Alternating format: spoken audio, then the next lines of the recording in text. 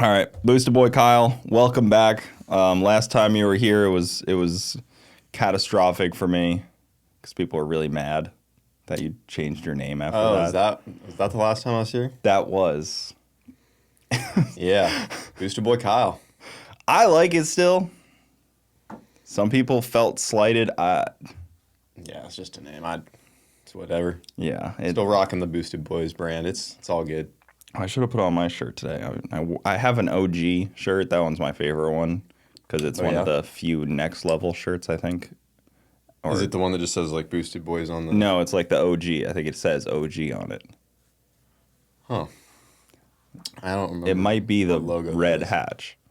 It says Okay. like I was gonna say it might have been one that I handmade because all the older shirts we handmade in our house. No, I have a couple of those. Yeah. those I can don't tell. really wear as much. Yeah, those.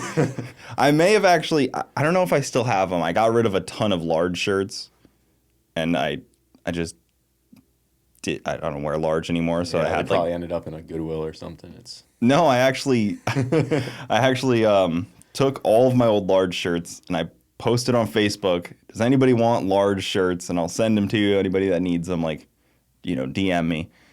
And I had like 150 shirts, and I had all these people start DMing me like these crazy stories, like, oh, my house burned down, I lost all my shirts, and like, oh, I got divorced and my wife threw them all away. So I started sending out all these shirts. Like, I ended up spending like $200 in shipping on just old T-shirts that Oh, yeah. were supposed to go to Goodwill. And I really played myself on that one. Yeah, I said that because I've had a couple people DM me and they've seen like Boosted Boys stuff like at a Goodwill or something. Mm-hmm.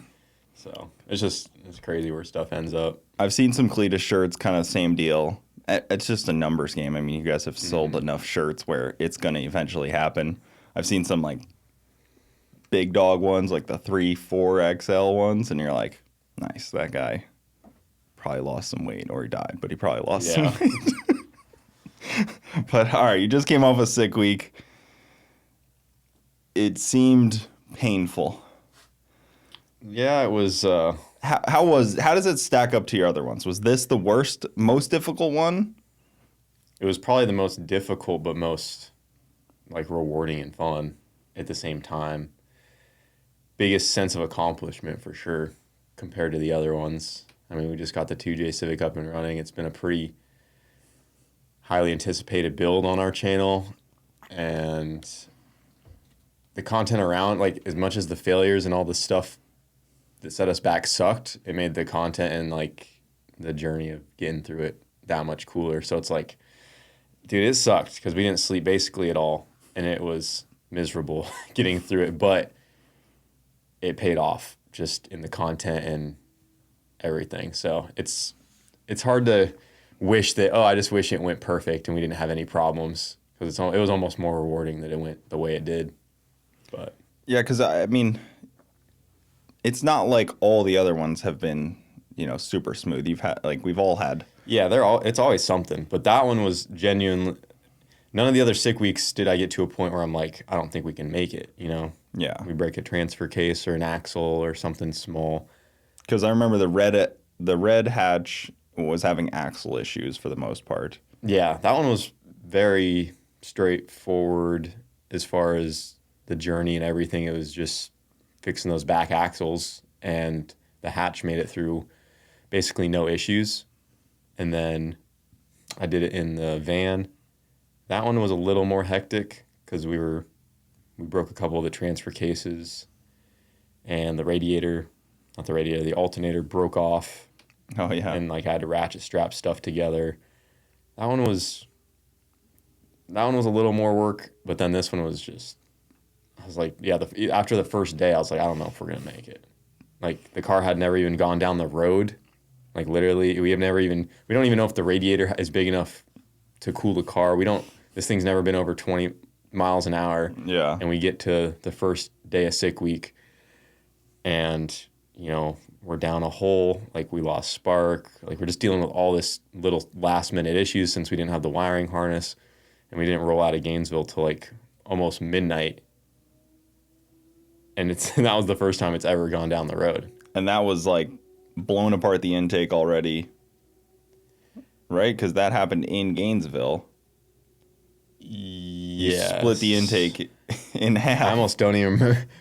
Yeah. It had to have happened on the day one, right? In Gainesville. It was on day one. Yeah, that to me, I was like, oh man, like Yeah, like how do you get past that one? because it sucked because we were on such a dude, everything was falling into place. We somehow got it all together, got it wired, put it on Kevin's dyno, tuned it, and me and Brent were just like, dude, this thing's gonna work. Like, we're gonna be able to make a pass tomorrow. Like, Yeah. we figured out so much stuff that we were worried about, putting it on nitrous, all that stuff. And then, yeah, when the intake exploded on the first day, in that moment, I was like, yeah, we're done. How did it do on the dyno? I don't remember what it. It made like just under 600 horsepower on 20 something pounds of boost. Yeah. So it did really good. The dyno session was really smooth. We put it on nitrous at Kevin's to get it up on the converter because we had never even brought it up. I mean, the car, we literally got the car running, loaded it into the trailer, and we're showing up at Sick Week to tech. That was the perfect break. It's never made, it's never made boost. It didn't even get an oil change till like the end of Sick Week. It was still on the original oil. Yeah. We changed the oil during Sick Week actually, but I mean, yeah, we didn't get to do a proper break-in or anything. It just went right into the trailer, right to tech. So there's just so many things that could have went wrong, and it was all starting to fall into place. Then the intake exploded. I was like, yeah, there's no way we're fixing that. Like 100%. I didn't film my initial That's how I felt when I saw it. the photo. I was like, oh man, that sucks. They're out. Yeah, I wish it was filmed. Obviously, it would have been cool to like see it explode and our genuine reaction in that moment, because I didn't actually start recording till like 10 minutes after. But it exploded, and I was just like in disbelief. I was like, no fucking way this just happened, dude. Like, everything was falling into place. I was so just defeated. Brent was just like, yeah, we're kind of screwed. Yeah, I was like, how do they fix that? Because you just welded it, but when I first saw it, I was like, how do you go about fixing that? The initial, seeing it all in pieces under the engine, under the hood. I mean, at first we thought, yeah, we're done. But then as we started to take it apart, Brent kind of hopped on it, started pulling stuff off. And once we got the intake off the car, we realized that the halves were still in pretty, like, they didn't get warped or anything. It was two billet halves of the intake. And they just went right back together because all I did was pull the threads out of it. Yeah. And once we saw that it could just basically go right back together, I was like, well, Kevin is right down the road. We could just weld it. And we just got to find a throttle body because it was a specific Ross machine 90 millimeter throttle body, and we needed that specific adapter on it to go to our Vibrant HD clamp. So, or we were thinking we could just like rig up a silicone coupler or something, but I mean, dude, I don't know how it all came together, but luckily we got it welded, found a throttle body in Orlando, and Brent's buddy brought it down, put the whole car together, and we got it running with a license plate because the throttle body didn't show up on time. But we wanted to like complete Sick Week because even though we got the car together, I was like, well, even if we get this thing running, there's no way we're gonna be DQ'd first day because they're gonna call. If it doesn't break the beams. Yeah, if it doesn't break the beams, there's no way we're gonna make that. And the throttle body didn't show up till like 6 p.m. and they closed the lanes like an hour before that. So we got the intake back on the car, and then at first I unbolted the throttle body and I cut out a piece of soda can and I tried to sandwich it in between. We tried to poke enough holes just to get it to like hold an idle. Yeah. But we needed that initial like throttle engagement to get it to start. Like we needed like to give it gas because the startup tune wasn't good enough because of how last minute it was. Yeah. So we couldn't get it enough air to. And it was cold. To initially so startup start tune even more screwed up. So that didn't work. So then Brent just got a license. He took the license plate off our trailer, and we just started it like basically wide open. He was just holding it on the face of the throttle body, got it to run, and then he just bent it in a way that as it was idling, the suction was holding the license plate to it, and I idled it all the way up to the staging lanes, and we were about to go break the beams, but they wanted to get the event. They just wanted to keep cars going for as long as they could, so they said, "We see that you're up here, and we signed off that you broke the beam, so you're good."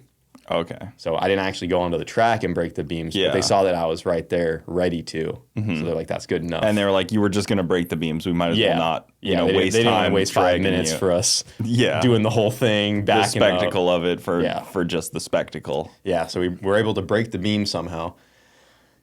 And then we finally got the throttle body, came back, and that's just a 20-second pass. yeah, they just give you a 20-second slip. Just for people that don't realize on Sick Week, you got a 20-second slip if you break the beams or if you go faster than your cage cert, which also sucks. Yeah, I've been there too. I was wondering if the loophole would exist if you dialed your own to a 20, and then you go faster every time than your car's allowed to go, and you just turn in 20-second slips the whole week. You'd win the dial your own class. You just break the beams and back up. Yeah, or just do that. Or just go too fast, yeah. Yep. But yeah, we got the throttle body and put it all back together. And then that same night, this is still day one,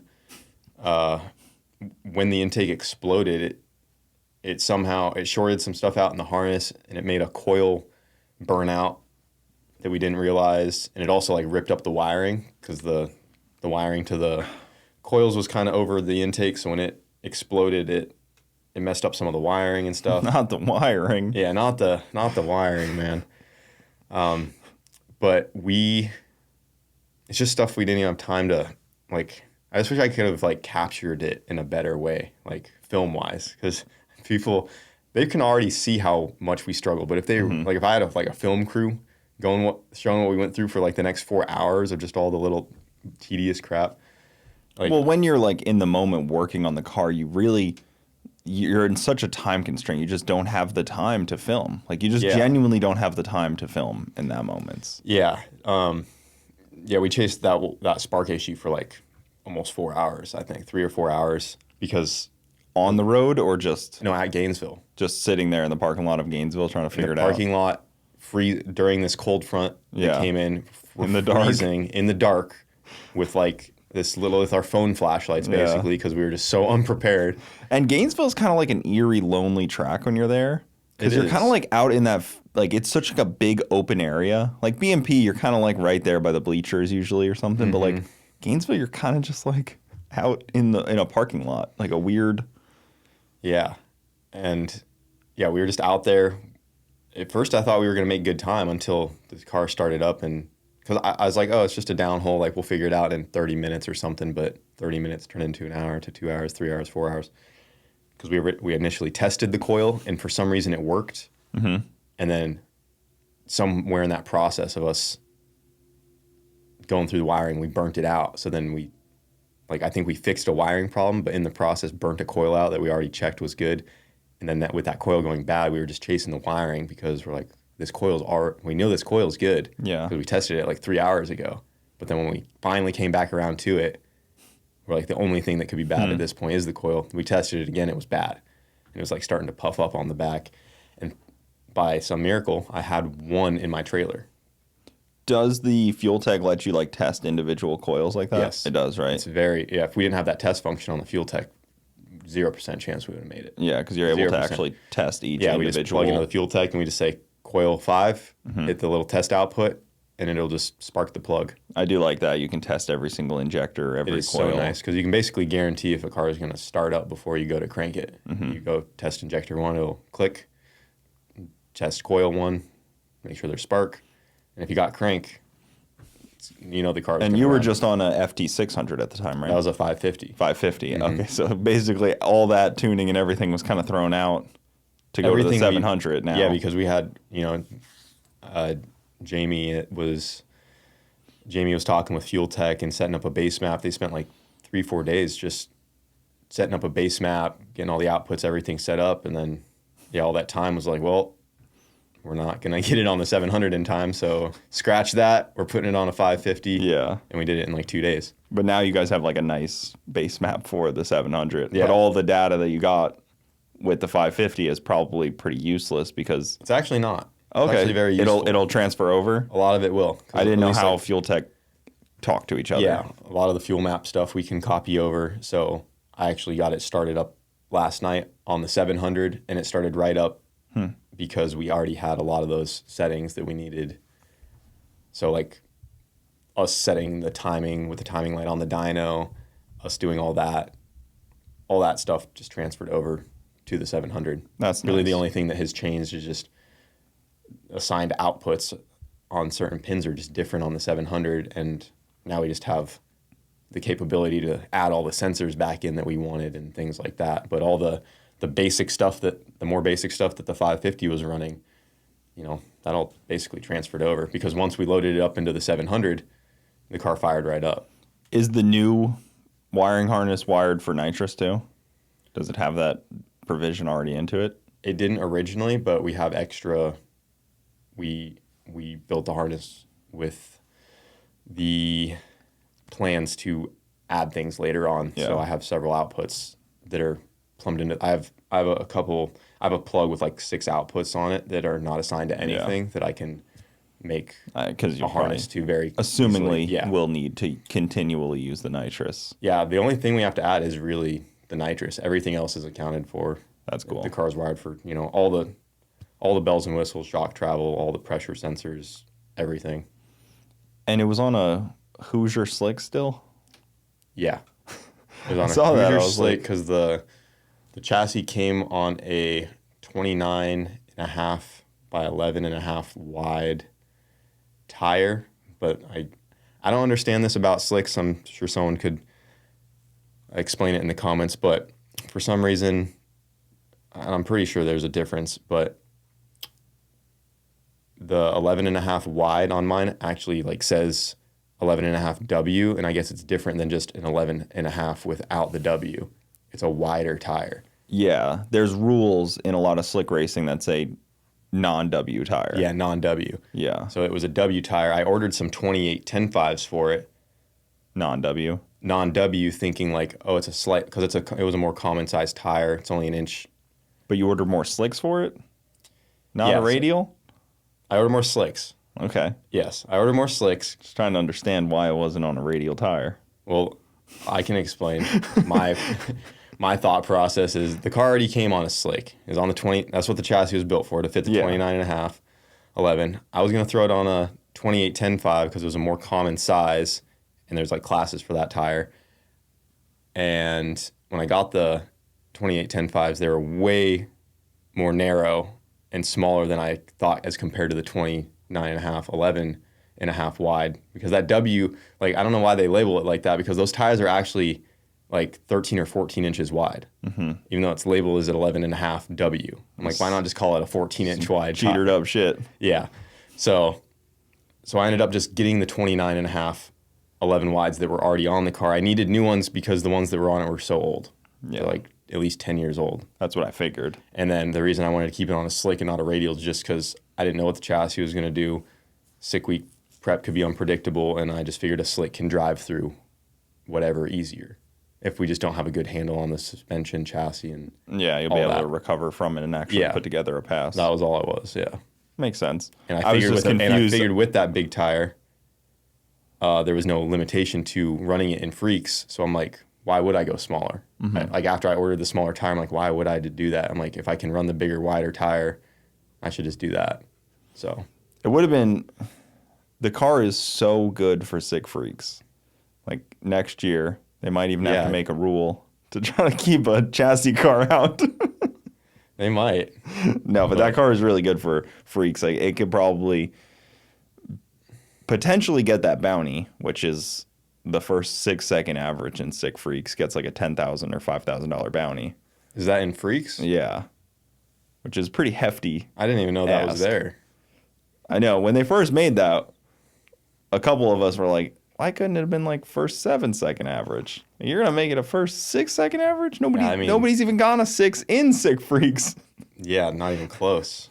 No, 770 is the fast pass in sick freaks. I think Trevor did a 60. 60? I Yeah. think 760. Oh, and his average was 776. His average was 776. But still, it's we're that car's really far from a 6 still. Yeah, that's a lot. All GTRs are still a lot to go, I mean, it's cool they even put a bounty on it. it's awesome. I figured they didn't even really care about the freaks class. No, we got a bounty. That's kind of cool. It's really out of reach for a lot of us. I mean, my car's not going to go 6s on a drag and drive, that's for sure. Yeah, I mean, my goal with the Civic would be to do a 6-second average. Realistically, though, it's going to be pretty hard still. I mean, it should be able to do it. I don't know. We'll see, I guess, how well the car works. It should be able to run 6s. Yeah, it'll do 6s. A 6-second average is still a big ask. Yeah. Like, that's leaning on the car super heavily. Yeah, I mean, it's still... That's making a lot of horsepower to go 210 miles an hour. Yeah, I mean, we're going to have to be going at least... We have to be going at least 200 to 210, depending on how good the short track is. Yeah. So... That's a big ask. Yeah. For any motor. I mean, in the MR2, it's a big ask to ask it to go 200. Yeah. But the 2J Civic should do it. It should, absolutely. I think that would be really cool.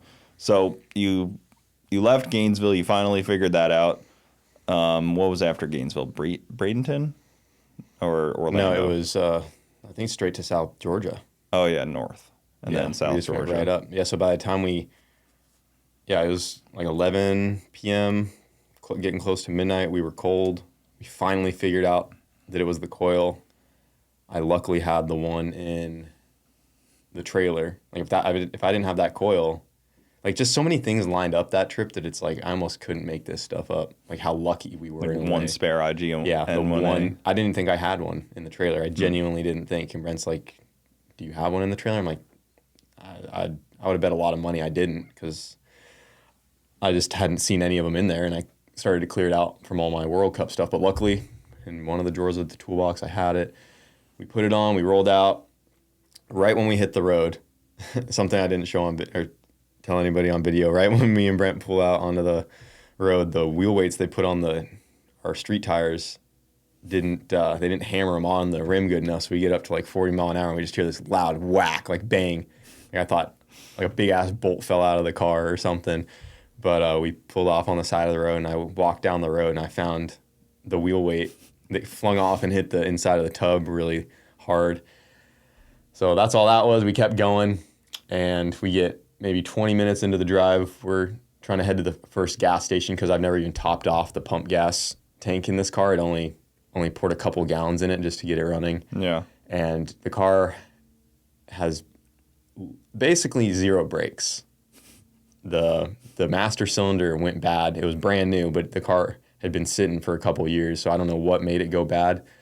But at first we thought maybe air was getting into the lines because maybe there was a loose fitting or something. So me and Brent checked all the fittings at this gas station. By the time like we're doing all this, it is probably almost pushing. It's after midnight, pushing 1, and we're like dealing with no brakes, and it was sketch. Like it was so bad. And Brent, we were even considering about like stopping somewhere sooner that night to get some rest. And I'm like, we have to get all the way there tonight because we cannot take this car in any traffic or we're going to crash into something. Yeah. So you needed the cushion of the empty roads. Yeah, we needed it to be like 3 a.m. because there was just nobody, because I'd see a traffic or an intersection like a half mile in the distance, and I'm downshifting, getting ready for it, like coasting up to it with basically no brakes. I had to sit there and pump them up. I mean, it wasn't, I might be making it a little bit more dramatic, but if I had to suddenly stop, it's not happening. If I have about 15 seconds to get the car stopped, it's about what it took. So it was like a good 8 to 10 good pumps, and then they finally would kind of come back and I could stop. And then were you pretty excited that it didn't make a pass then? Well, kind of relieved that it didn't make a pass? The brakes were working. If I made a pass, it would have been okay, because the brakes were working fine for the first like half hour of the drive. Okay. Yeah, it's not like I pulled out and like I got no brakes. If it was like, oh man, right away. Like first, no, okay. And I was gonna say, because man, if you kind of like no, and in that car with it dodged a bullet. Yeah, no, and in that car it would have been brand new, and we had it way turned down, and with how big the shutdown is at Gainesville, it would have been fine. But yeah, it wasn't like a pull it up and they do have a beach at the end too. Gainesville. No, I was constantly checking the brakes in that car. I mean, every time I go up for a pass in any of my cars, I kind of like pump. I kind of feel my brakes out, and I like hit them hard, make sure everything kind of feels good. But we got to South Georgia Motorsports Park with, like I said, no brakes, And we also had like no time to spare because we got to the hotel so late that I got maybe an hour or two of sleep because I stayed up and edited that same night all this stuff that happened. I think at that point I was a little bit behind though. I was still like finishing up the dyno video and stuff. So I was already a day behind from like the intake exploding and all that. But yeah, people don't realize the YouTube side of it. You gotta be on that. It's one thing to just make it through as a racer, but if you're a content creator trying to keep up with it, it is so hard because if you wait till the next week to post, the engagement goes down. Like everyone already kind of knows what happened and no one's thinking about sick week a week after it happens. And what are you gonna do? Daily uploads the week after? Like Yeah. of every day? It's just it doesn't make sense. I saw Tommy Hoskinson post about it on Facebook, like, you know, they just posted their video and it was a 10 out of 10. He's like, the sick week post videos suck. Yeah, you have to post it like when it's relevant, and unfortunately it's only relevant like the first couple days after it happened. But yeah, we got to South Georgia. We got there late in the day already because we were just still recovering from the night we just had.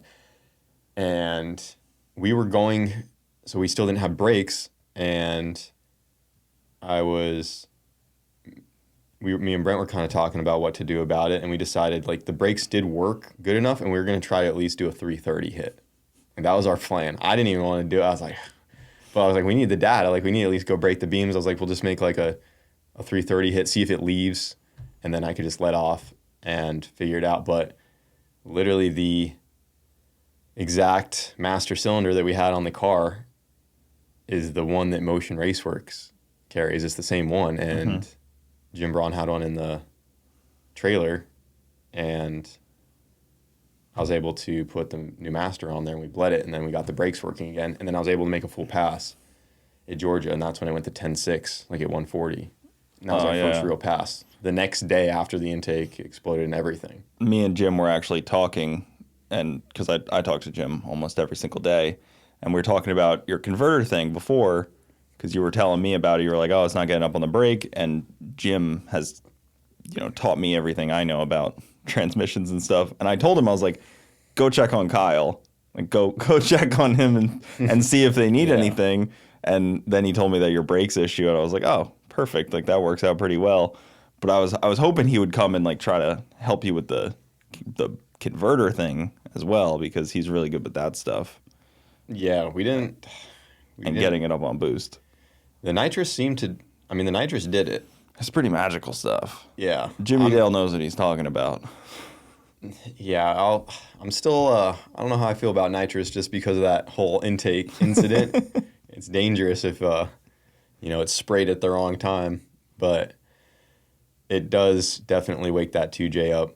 We're probably going to make some changes to the converter and, just play with the, change the stator out or something, play with different fluids and just see if we can get it to come up a little bit easier. But the car is probably always going to have nitrous on board just to help. But in case I don't have it, it'd be nice to at least get the car to get a setup that can at least still leave somewhat decent. Like you don't need that. It helps your car, but you didn't need nitrous on sick week. And it's really hard to heads up race without it.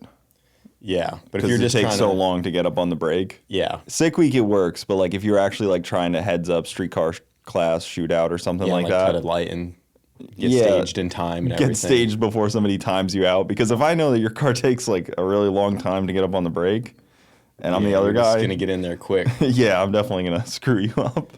Yeah, but even if it took me a while, just the way the car's set up right now, it literally cannot build more than a pound of boost, no matter how long you have. So we'll probably play with that a little bit, and it's not too far off though. I think it's not going to need much. But yeah, other than that, after we got it done, after we made that pass at South Georgia, it started to go pretty smooth. Otherwise, thankfully we had no issues on the road. It drove really smooth once the brakes got fixed. Didn't overheat, like no issues. It did suck driving in the car because the transmission was like a heater on the long drive day. At night it was really nice, but on the long drive day it got really hot in there, and then the doors we put on the car last minute, and the window regulators didn't work, so we didn't, like, if you rolled the windows down, they would like fall off the track. So we didn't risk rolling the windows down, so it got really hot in the car. So me and Brent were just cracking the doors, cruising down the highway to let some of the hot air out. You put windows on that could roll down and then it just didn't work. That sucks. What a pain in the ass. Well, it was super loud. Like, we knew the windows were bad. Brought them from my buddy Mike because I just couldn't get the carbon doors together in time with the Lexan and everything. So he's like, I got these doors. The windows don't really work.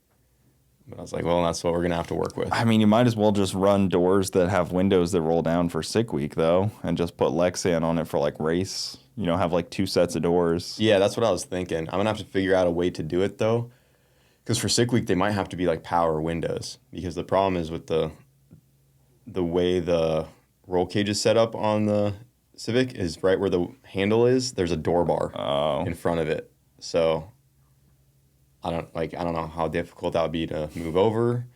At that point, I would probably just put an automatic window door on the car for Sick Week and then just have it on a button. The way that they did it in McFlurry is they have a little, like, ratchet.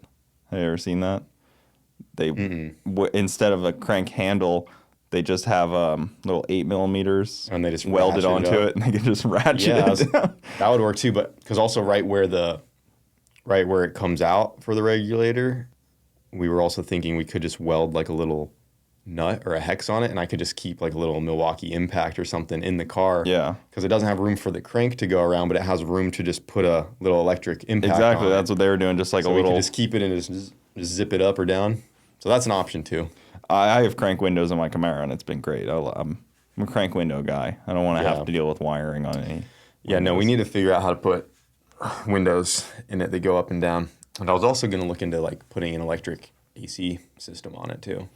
Yeah, my friend RC did that on the S2000. Yeah, I was actually looking at his. And his is really cool. It's like a panel that goes in the back and like is removable and just has like one quick connect. Yeah, they're really simple.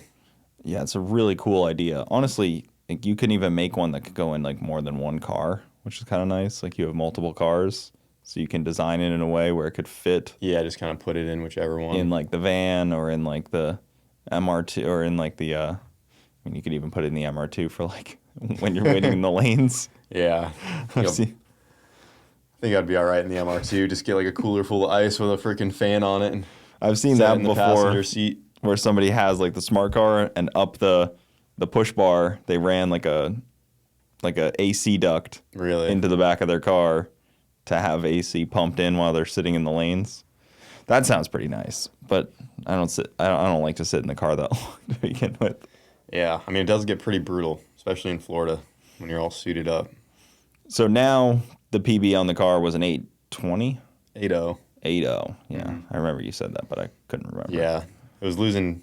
We were going to try to, I mean, it was going to go in easy 7 that day, but it was losing cranksync. We only ran it twice, and it was losing cranksync right on the launch.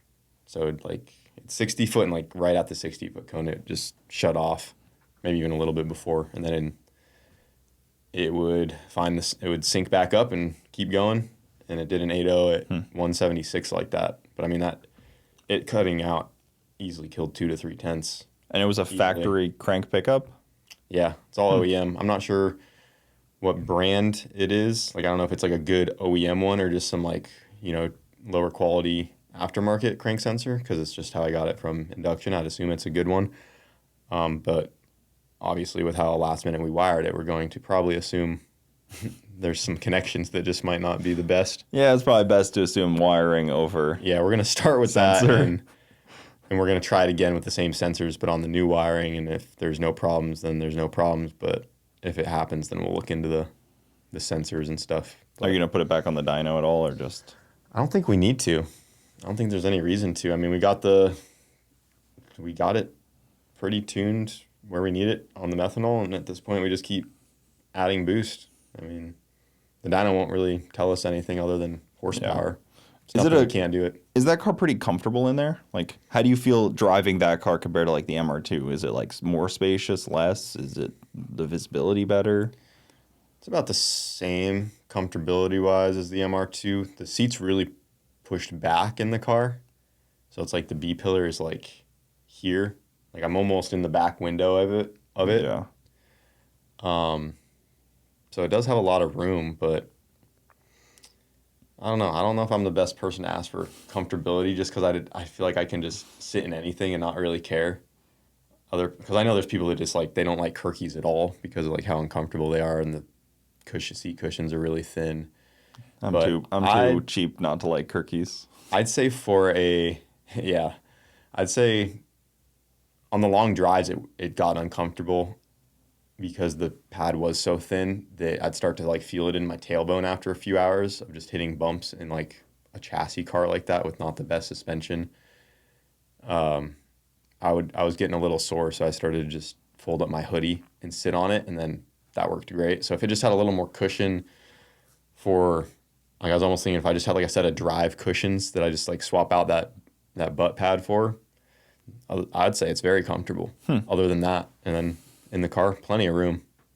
Yeah, I'm always curious how some of these cars are. I mean, like, Brett's car is just like a carbon bucket.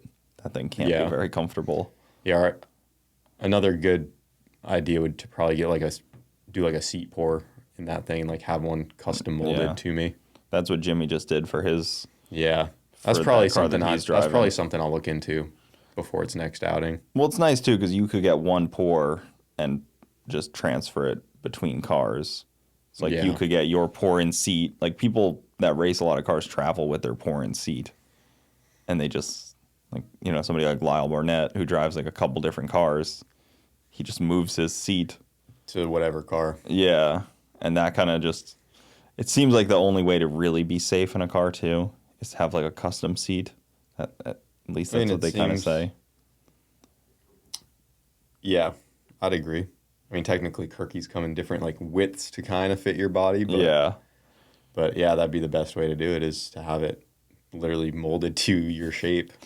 I know. I always like get worried about those things. I'm like, man, what if I get a little thinner or fatter? It's like with the race suits where they measure like around your thigh, they measure around your calf, your ankles, like everything is so tightly measured. I'm like, no room for error on that rig.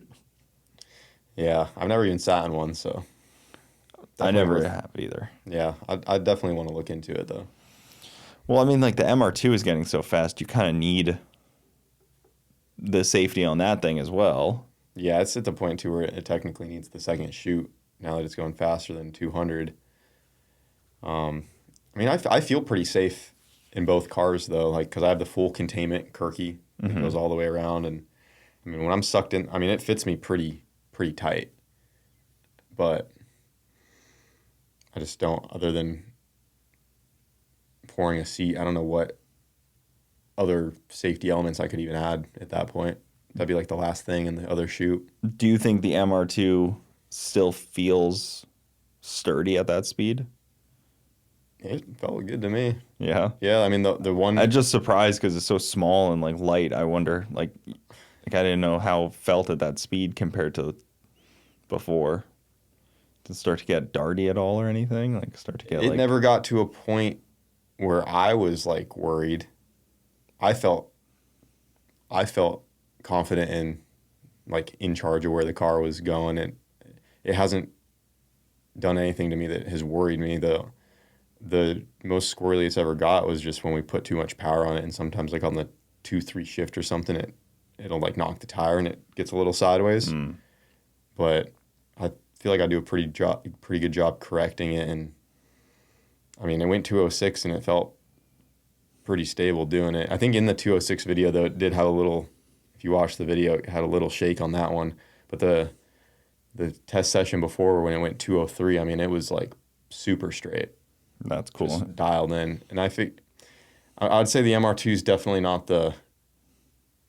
I feel like it lies somewhere in the middle because I'm also like, I look at the guys that drive the Starlets at World Cup and stuff, and I'm like, those guys are crazy. And they're going like 220 in things with 10 inches less wheelbase than the MR2. And a big tire and just more power. Yeah, I guess I've always just felt because the MR2 is like a street car, still IRS and everything like that, that it street car like chassis wise, like it sits up higher than like the Civic and stuff like that. That I feel like it would start to be like a little bit more dancey at 200. You know, like cars that are going 200 are oftentimes sit a lot lower and are a little bit more race car than that. Being like the rear engine IRS radial tire car is such a it's a very unique car. It is technically on a slick right now too. Oh, on the slick, yeah. We tested on a radial some, but yeah, it's back on a slick.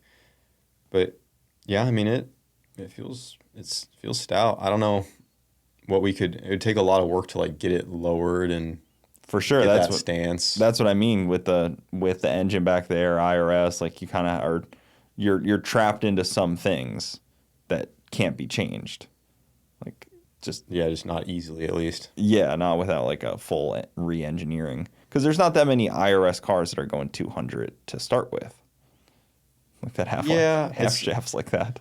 I mean, I don't know if you could argue that any all-wheel drive car is basically the same. You got like Red Demon, like all the all-wheel drive Civics. It's the same stuff, except my engine's just in the back. But even then, how many of them are really going 200? Are we talking 10 cars?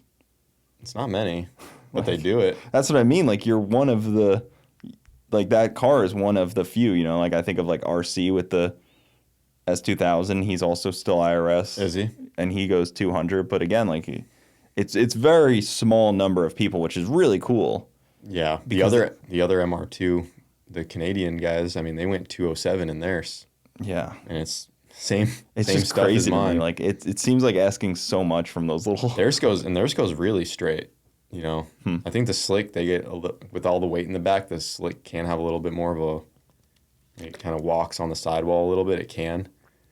But when you put MR2s on radials, they do really go straight. Yeah. Like pretty well. So what is the like long-term plan for the Civic then? Where does it go from here? Do you have like a class or racing or anything planned for it? I know we've talked about this with some other cars and they don't often have like a location to end up, maybe World Cup. I don't think the 2J Civic will ever. I don't think it'll go to World Cup. Realistically, I mean, it might. Just the level, because of how it's built, it would have to be in such a fast class because it is a full tube chassis car. I think like being like Warriors. I think the slowest class I'd have to be in would be like is it the Renegade versus Modified, or it's whatever's right under Outlaw versus Extreme. Yeah, it's like with Garrett. Yeah, like the Eagle. I got to be going 5s, so it's just not. It's not. And you'd probably have to be heavier. Yeah, I would almost guarantee that. Actually, I don't know. I don't know the weight rules, but I don't plan on bringing that one to World Cup. I got the MR2 for that, and probably my NSX coming up. Those are more dedicated race cars. I built the 2J Civic with the intention to do drag and drives. I always forget about the black NSX. Yeah. Tell Hayden to hurry up. He's done. Oh, you have it back now? I have it back. Okay. Yeah. I was going to say, I'm going to call him. Going to call Hayden out. No, I've had it for a few months now. I couldn't remember Actually, if you got it back. I've had it probably almost for a year. Forgot about that car. I still got that one. So that one I'm considering, I'm pretty set on making that a stick shift car, I think, at this point, which I don't think I really mentioned yet, but... Do you think you can make it all-wheel drive? I don't know why I would. No, it just seems cool. No, just seems like it'd be cool to have an all-wheel drive NSX. It'd be a disadvantage. That's why the MR2 works. No, it'd be cool for like the all-wheel drive races and like low prep stuff. It just wouldn't work. It'd be so complicated to do the reverse on the Civic, basically. Like it might sound cool, but it wouldn't be practical at all because if the engine's in the rear, you're already fighting the weight bias. So what's the front tires aren't going to be helping at all. When the car's going down track, if you had a scale under the front tires, it's probably a couple 100 pounds because all the weight's just transferred to the rear. So yeah, a good example of that would be the green Volkswagen. Bruce's Volkswagen Yep. with the 2 engines. He has a whole engine in the front of that thing, but because he has that back engine with all that power and weight in the back, he's gotten to a speed and power level that his front engine is now a diminishing return.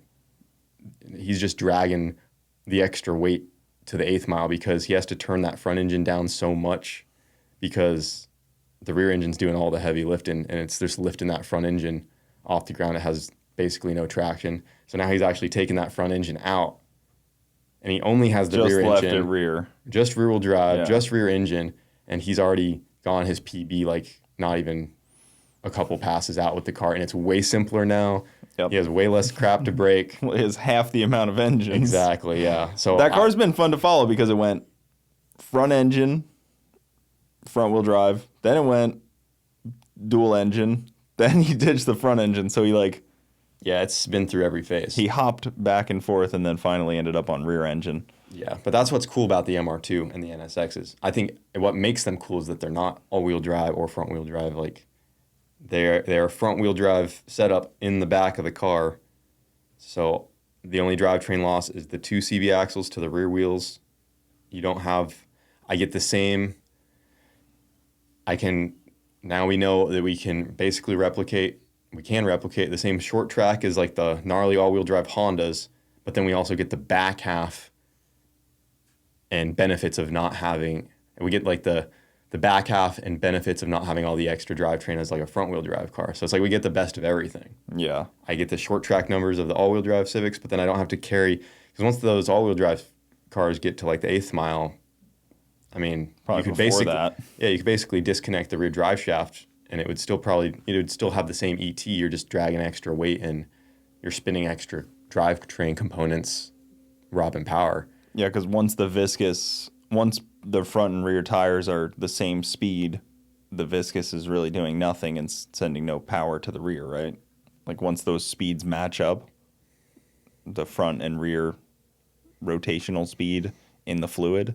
Yeah, it can still depend on how they built the viscous, like how thick of a fluid they're running in it. If it's a viscous that's put together with a little bit more thinner fluid, then the front is still doing a higher percentage of the work down the whole length of the track. But if they like really tighten it up, then it's like almost 50-50 the whole way down. So it can depend on how the car is put together. But it just, in my MR2, it just shows, like, because the MR2 recently went to 719 at 206, it just shows that not having that extra weight and extra drivetrain,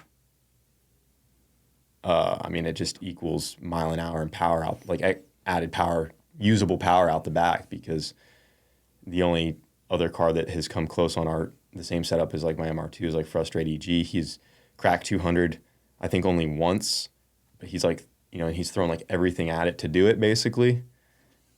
And running, I mean, I don't know everything about his car, but the fact that my MR2 went 206 and the other MR2 also went 207, and we're both on just cast K20s, like, is just showing that all that extra stuff we're not dragging with him is just turning into mile an hour out the back. Because even the front wheel drive cars, they kind of struggle for that kind of mile an hour, right?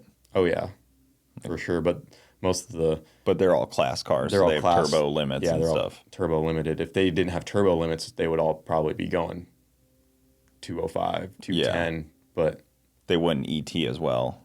Yeah, because they'd be spinning. And they couldn't short track as Yeah. well. But it'd be like Speed Factory's old front wheel drive car. I mean, that thing went, before it wrecked, it went 225 or something, just front wheel drive. Yeah. So, I mean, yeah, if they allowed the cars to have the bigger turbos, they could be doing it. But then they'd also be breaking more stuff, and it'd be that whole thing. So I that actually might be a good idea though, because then come round one, there'd be no front wheel drive cars if they just let them have bigger turbos.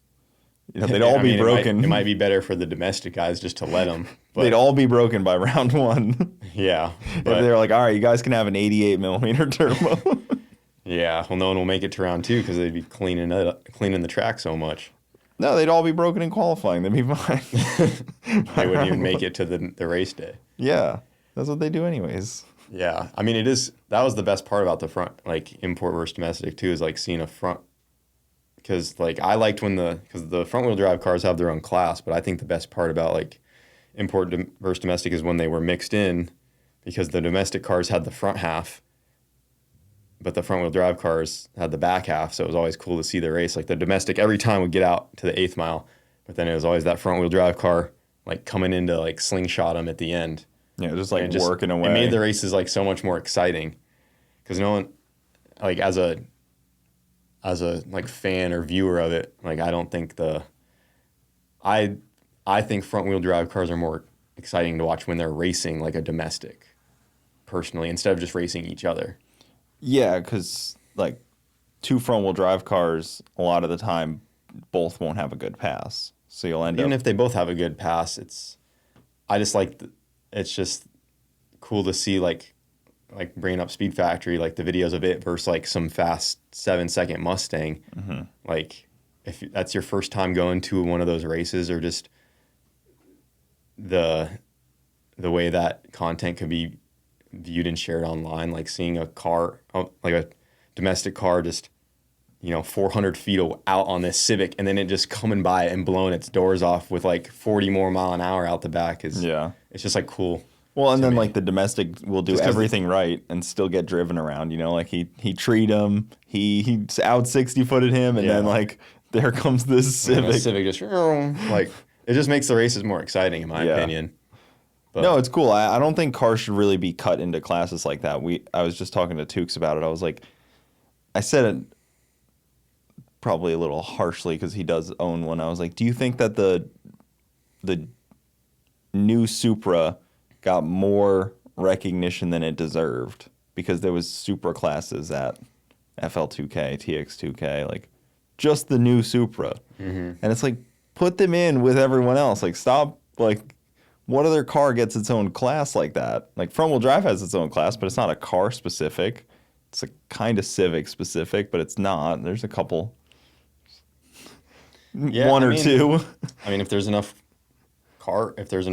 people modifying those Supras, then put them in the street car class. I don't have a problem with them having their own class.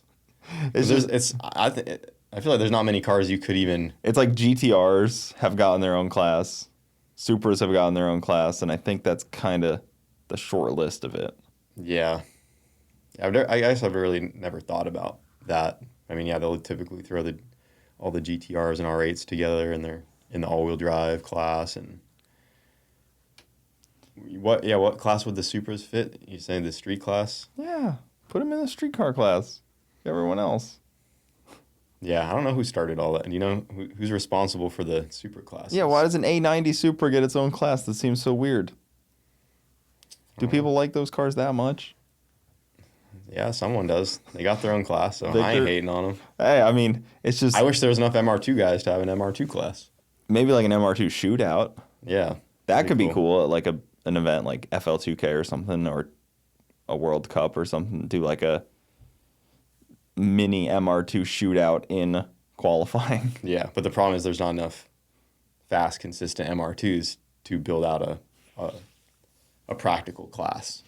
Yeah, that one black car hit the wall, right, at World Cup. Yeah, he skimmed it a little bit. And then kept driving. That was pretty exciting. Brandon, he was crazy. I was watching in it, dude. He hit the wall pretty hard and got back in it. Yeah. That was a pretty bold move. Yeah, I probably would have let up. I mean, you already lost. Hitting the wall is a foul anyways. Yeah, I forgot because I thought there was like a little bit of questioning around that. And there was debate about hitting the wall, but in any rule book it says it's like crossing the center line. Yeah, that's how they categorize it. But so the black NSX will not be sequential, will actually fit stick shift racing. Yeah, that's the plan currently. Unless by some chance, which I don't think will ever happen, but I've been wanting it for years, if for stick shift classes only, they just add the rule that sequentials are permitted for 4 cylinders.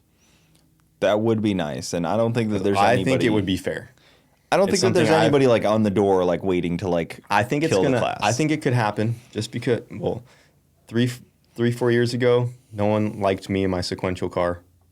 Being in like Victor let me in a stick shift class once at one of the FL2Ks. He basically. I literally told Victor I was like, make sure it's okay with the other racers because I have a sequential. And he's like, oh yeah, you'll be good. And I get there and like no one knows that I had the sequential. So then when some people found out, they're like, why is he in our class? And I'm like, well, I was told I could try to run with you guys. But that was a few years ago and like they were all against it. Yeah. Like no one was like, they're like, no, that's a sequential. You can't run this. And I was like, whatever. I didn't try to fight them on it because I understood. But I think now, it could never happen. But all I'm going to say is I won't be surprised if one day that rule is written in. Because in my opinion, take it as a viewer or fan of the sport, I think it would be really cool to, like, I would like to see, especially like import versus domestic events, I'd like to see the Hondas mixed in with the badass import stick shift cars, or the Hondas mixed in with the badass domestic stick shift cars. And so many of them are switching to sequentials, and the fastest ones are on sequentials. Like I miss seeing the Speed Factory Civic racing like fast, just fast, cool stuff. And Speed Factory's on a sequential, but because of their transmission, for instance, like take Speed Factory's car, which is the fastest all-wheel drive Honda. They are in, what class did they? I think that put them in like Street Fighter. Yeah. All I know is they're in a class that they are way outgunned. They're going against cars that are running like consistent mid-bottom sixes, I think, something like that. Mm-hmm. And their car on its best pass could potentially run with those guys, but you're not going to have that consistency out of a Honda, like just at least no one has proven that. And all I'm saying is like I would love to see, and I think fans would agree, like people would love to see like the Speed Factory Civic or like Frustrate EG or like my MR2 or like Aaron. Which one? Lopez. Yeah, well he's H pattern. Yeah. So he could still run. But stick even shift. like if he wanted to, up to like a sequential to try to make it go faster. Yeah, to make it go faster, maybe be more consistent. Yeah. And Miles with the Gringo Integra just put a sequential in his car, and he kind of has a lot of people respect him in his car. So, and Mark GP1 also has a sequential in his all-wheel drive Civic. A lot of these guys, like I said, like I was trying to say, I was the only one with a sequential, so I had no one agreeing with me because everyone else, if I were to enter an event, even with all these other Honda guys, 3 years ago, they all had H patterns. All of these people I just named, they would all be like, well, he's not allowed because he's a sequential. Now they're all on Now board. Everyone's getting sequentials in the Honda world. And now as I talk to all these guys that were so against them years ago, now they're like, you know what, that would make sense. We should try to push for that. So I'm like, well, because if there's enough Honda, and all I'm trying to say is I think some of the coolest races would be like Speed Factory, Gringo Integra, my MR2, like being able to line up with Grubworm or Granis Racing. And our cars with sequentials it might make them a tenth or two faster, maybe. I mean, Mark went the same time with his H pattern as he did with the sequential. All it does is make our engines happier with the extra gear. They're easier to rebuild. You get more passes out of the sequential, typically. Like they're just a better turnaround for the Honda. And we're still leaving off a clutch. So I don't know. I could go into the whole stick shift. No, thing. I mean it really. We're still leaving off a clutch. It doesn't make pedal. any sense not to allow it for. Just Hondas, permit it as long as it's not. Just all you could say is just permitted for 4-cylinder. So you're not going to get like a Calvo Viper on a sequential in that class or something because only permitted for 4-cylinder. You're going to my MR2 even Speed Factory's best pass ever. Would they go a 6.5 or 6? No, they went like a 6.65. That's the fastest that thing's ever gone. The fastest Civic in the world. Mm-hmm. It's still 0.2 slower than Nick's S10. Yep. It's like, are you really worried about it? And I bet you Nick would be the first one to tell you to line it up. Yeah, and that would be cool. And And that would also, in my opinion, kind of, not to keep going back to import versus domestic, that's just where all the baddest cars go, is that event. Yeah, it's the spectator event. That's what built, and, I haven't followed that. I don't know the history of the event other than the last 5 years, but in my opinion, that's the name import versus domestic is like, that's what made it cool. So when all of the front runners of the stick shift class is all domestic, like everything is turning into like domestic versus domestic, imports stay with imports. So it's like they're kind of being separated in some of those classes. Whereas if you let some of those Hondas run in stick shift, you'll see Speed Factory taking down Grub Worm, and they're both going 220. You'll see Speed Factory and Leroy. You'll see, just like cooler import lineups. Yeah, there might be somebody that shows up. There's just not many H-pattern imports that have a chance. And the only one that had a chance was Speed Factory when they were H-pattern, and now they're a sequential. So the stick shift class is just domestic dominated. And even if you let the sequentials in, they're still probably not going to win. Do you worry that that you would have to say, horizontally engine sequential? 4-cylinder, sequential permitted. Because if you put a forward-facing rear-wheel drive, true... If it's 4-cylinder, sequential permitted. I just wonder if that would be something that would be where the controversy starts. I would have no issue with it. Like a, K-Series rear-wheel drive solid axle car. I'd have no issue with it. If there's a weight penalty or something to keep it in check, then that's all they'd have to do. Yeah. I agree. I mean, they got to do something to even it out so that Hondas can get in the class. That's what all classes need to do. Yeah, and the thing, because I understand, and a sequential isn't even, it's almost no different from the H pattern. Yes, this is the motion. So when you drive an H pattern, and keep in mind, every H pattern out there is gated. So it's like you can't even mishift them. They all have lockouts, dog and all crazy engagement stuff. Yeah. So this is your driving the H pattern. You go wah, and ride out in fourth gear. The sequential is and then that's it. Everything else is the same. Yeah. The Hondas still have to leave on everyone leaves on a foot clutch, but the Hondas also don't get real slipper clutches and weighted slipper clutches that you can adjust. They're all on off-the-shelf, non-tunable clutches. Yeah, they just don't exist, right? It's like there'd be no way to service it. Like the way the bell housings and transmissions are built, there'd be no way to. It'd be very difficult to. You'd have to have some custom bell housing with an access port to the clutch to change the weight on the clutch, and there's already so many disadvantages that you just let them have the dumb little sequential.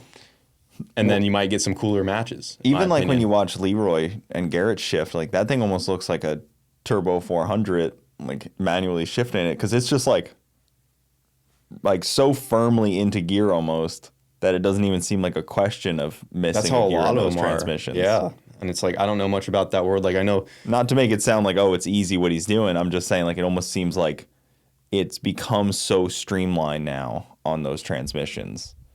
And the biggest issue now is just the strength of that transmission, less than it used to be. It used to be the clutch and the figure and that stuff out. Now it's just, can you make the transmission hold the power?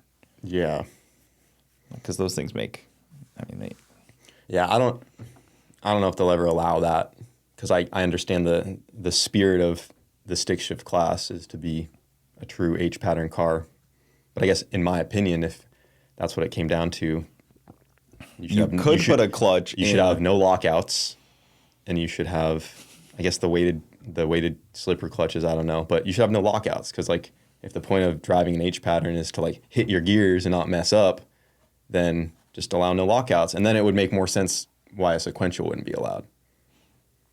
Because the whole argument is oh, you can't miss a gear in a sequential. That's the only thing they will say about. Is that really what they hang their hat on? You can't miss a gear? What other excuse would there be with a sequential? I don't know. The shift cut duration is the same. It's not. There's no other benefit other than a slightly less chance of missing a gear, which I've still missed gears in my sequential. It's not impossible. It's not impossible. You don't pull it back hard enough or something, you can still mess it up. And when do you see the big fast guys really miss gears? I feel like they only break stuff. They don't like miss a gear in those deals. That doesn't seem to be a problem anymore. But I don't know. We have to. Have you sent an email to Jason Miller? Nah, I don't want to. I feel like They run a good event, so I don't want to. Yeah, but that's how it works. You got to send emails. Like, you got to knock on the door for it to open. You got to like push it a little bit and like bring it to their attention. Like, hey, this is something that could potentially work. I guess it might be. Maybe I'd be more serious because that's where I would be with the NSX. It's like if I could put a sequential in it, I'd rather and enter it in stick shift because there's no other. But you're not going to build a car unless you know if it'll fit. Because here's the problem with the NSX. For World Cup, the only class I could realistically build it for is Wild Street, which my MR2 is in. And my MR2 fits Wild Street pretty good because of its weight. It's like right at weight. It fits. And Wild Street works for the MR2. But the NSX, I'm probably going to have at least 300 more pounds out of it, and it's going to have the potential to be faster. And I think the NSX could be like I don't know if I'll say the word consistent, but I think it could do repeatable like high sixes as a stick shift NSX or with a sequential. But the problem is the way I want to build it, it needs to be light enough to do that, and I couldn't run it in Wild Street. The only class that it would make sense to me would be to put it, because I don't want to add the weight to the car because that's a huge advantage of why I'm building that chassis. Yeah. So if I put the weight in the car, that kind of defeats the purpose. The only other class, so it's either if I don't accept putting the weight in the car, then my only other option is to put an H pattern in it and run it in stick shift. So then I have no rules. I have no turbo restriction. I have no weight restriction. Yeah, you can run nitrous on it. I can do whatever I want. Mainly, it's just for the weight restriction. Yeah. It's either my decision is if the NSX goes sequential for Wild Street, I have to add a ton of weight to the car, or I make it H pattern, and I can go to stick shift and keep it super light. And since I'm not going to lose much time, I'm not going to lose much ET on the sequential, I'd rather just put the H pattern in it. But I know the sequential way better. They're more robust. I wouldn't have to work on it as much confidently, like rebuilding the transmission, bending shift forks, or like messing with all that. And then also, even just for the content side of it, the NSX, a stick shift NSX rolling up against like, if I had an upset with like Granis or any of those guys, like to me, it's just cooler races, cooler opportunities in the stick shift class. It's a well-known class, well-known drivers. Yeah. Like, and I mean, a NSX is cool. Like the stick shift class at World Cup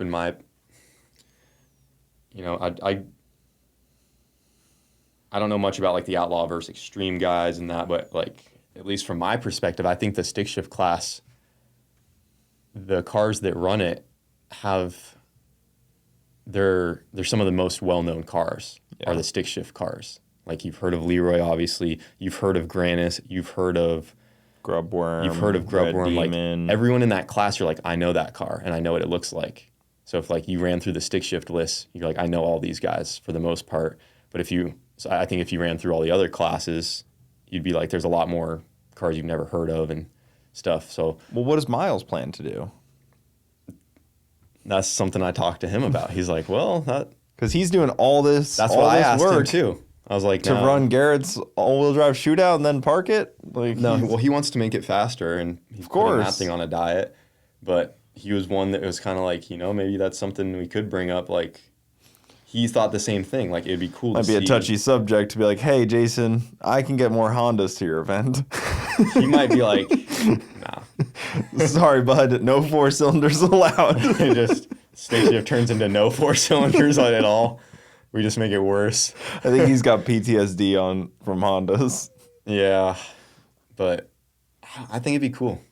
No, I think most people would agree with you that it would be cool. Because if he didn't try it, I'm always like, man, if I ever held my own little event, like I don't know, I don't think I could get the big names to come to something I would do. But I was like, Victor would be receptive of it. You think so? I was like, FL2K.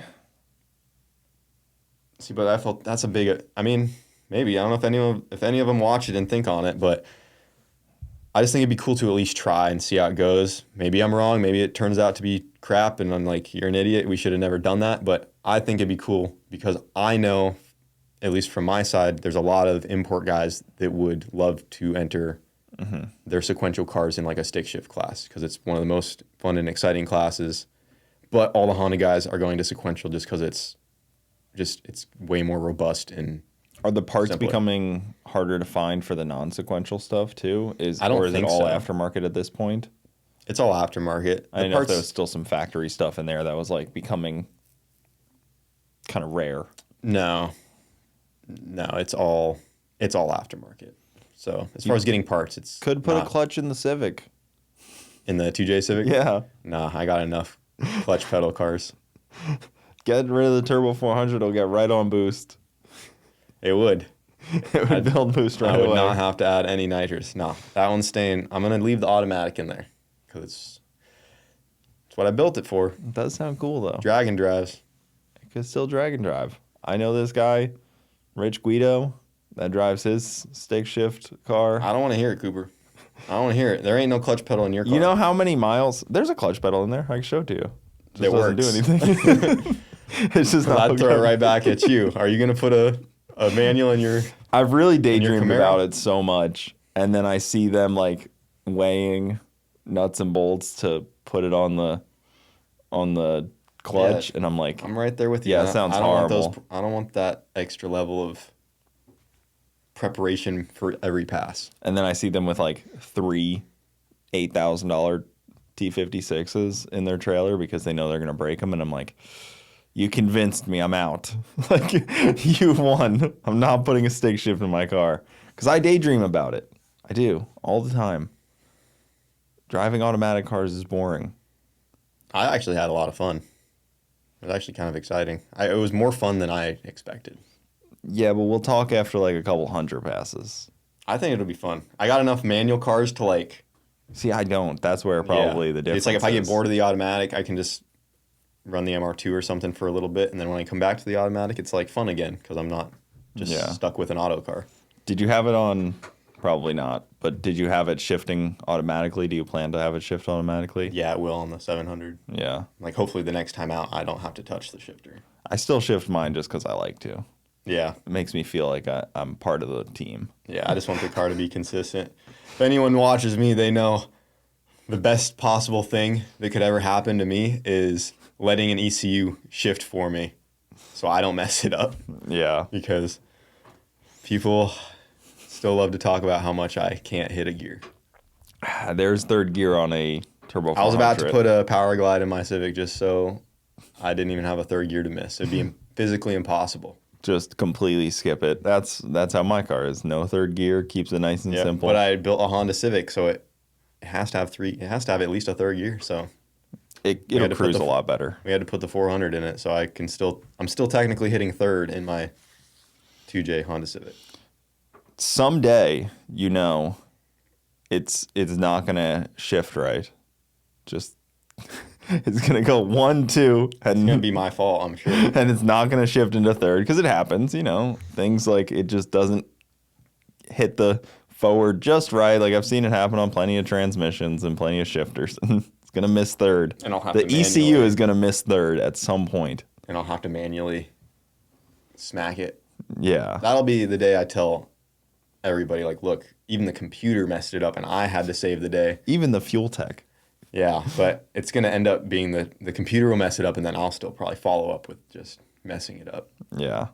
Well, it's late, Kyle. I appreciate you coming over. It was a lot of fun. Go follow him, Boosta Boy Kyle everywhere. Go spam Jason Miller to tell him. Dude, I don't want that. I don't even want to open up that conversation. Tell him Miles 'cause- Kerr sent you. Say, this is a bad idea. Go Here. send Jason Miller an email and I tell him didn't want- Miles Kerr sent you. Don't do that, Yeah, but if you say Miles sent you, it's fine. I guess. They can only be mad at Miles, and that's an appropriate. I think it would be cool. All right. That's all I'm saying. Yeah, well, I agree. I just want to see Speed Factory in with the stick shift guys. All right, guys, thanks for watching. I'll see you next time.